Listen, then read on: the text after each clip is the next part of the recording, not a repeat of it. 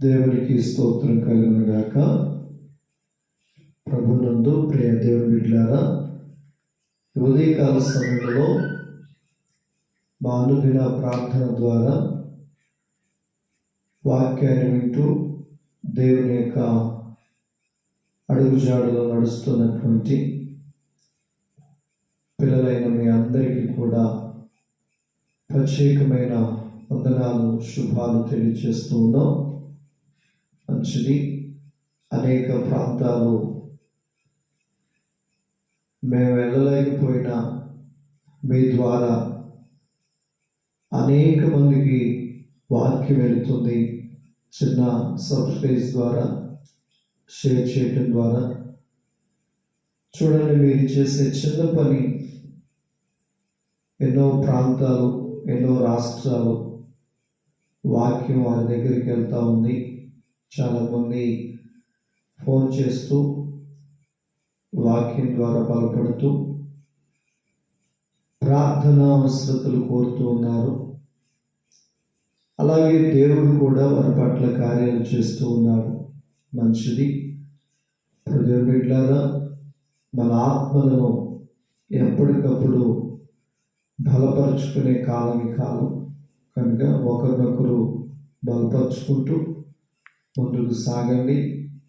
ఈ దినము వాక్యం చదువుకుందాం. యోహాను సువార్త 16వ అధ్యాయము 8వ వచనం. యోహాను సువార్త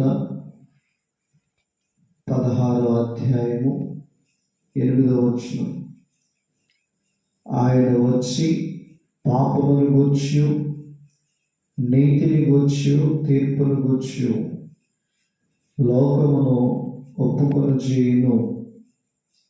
చక్కటి విషయాన్ని తెలియజేస్తుంది లేఖనం.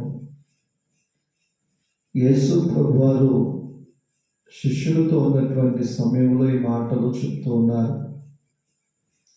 నేను వెళ్ళవలసి ఉన్నది, తరువాత మీకు ఆదరణకర్త వస్తారు, పరిశుద్ధాత్మ దేవుడు అని తెలియజేస్తున్నారు. ఇంతకీ పరిశుద్ధాత్మ దేవుడు ఎందుకు వస్తాడు అని అంటే, ఈ లోకంలో ఉన్నటువంటి ప్రజలు పాపముతో, నీతి లేని వారితో ఉన్నారు కనుక ఆయన వచ్చి పాపమును గూర్చి, నీతిని గూర్చి, తీర్పును గూర్చి లోకమును ఒప్పుకొని చేయను. ఈరోజు ఎంతో కఠినంగా మాట్లాడుతున్నవారు, ఎంతో కఠినంగా జీవిస్తున్నవారు, ఎంతో పాపానికి బానిసలైన వారు ఎలా మారారు, ఎలా మారుతున్నారు, ఎలా సేవ చేస్తున్నారు, ఎలా సంఘాలు కడుతున్నారు, ఎలా నిలవగలుగుతున్నారని మనం ఆలోచన చేస్తే, పరిశుద్ధాత్మ దేవుడు మానవుల జీవితంలోకి వచ్చి పాపమును గురించి ఒప్పింప చేస్తున్నాడు. పరిశుద్ధాత్మ దేవుడు వచ్చి మానవుని పాపముల గురించి ఒప్పింప చేయకపోతే ఏ మానవుడు మారడు. కనుక చూడండి, చాలామంది దొంగల్ని జైల్లో పెడతారు, ఇంకా అనేక ప్రాంతాలు, అనేక చోట్ల పెడతారు. అప్పుడు అంటూ ఉంటారు, ఇతను మారట్లేదు, ఎన్ని సంవత్సరాలు జైల్లో పెట్టామని. కానీ వాక్యం చెప్తుంది, పరిశుద్ధాత్మ దేవుడు వారి మీదకి వచ్చినప్పుడు వాడు పాపమును ఒప్పుకొని విడిచిపెట్టి నూతనమైన జీవితాన్ని చక్కగా ప్రారంభిస్తాడు.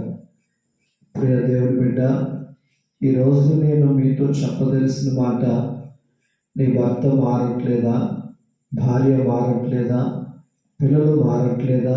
అయితే పరిశుద్ధాత్మ దేవుని అడగండి, అయ్యా నా బిడ్డలోనికి వచ్చి వారి పాపముల గురించి వారిని ఒప్పింపజేసి నూతనమైన జీవితాన్ని వారికి అయ్యా అని అడగండి.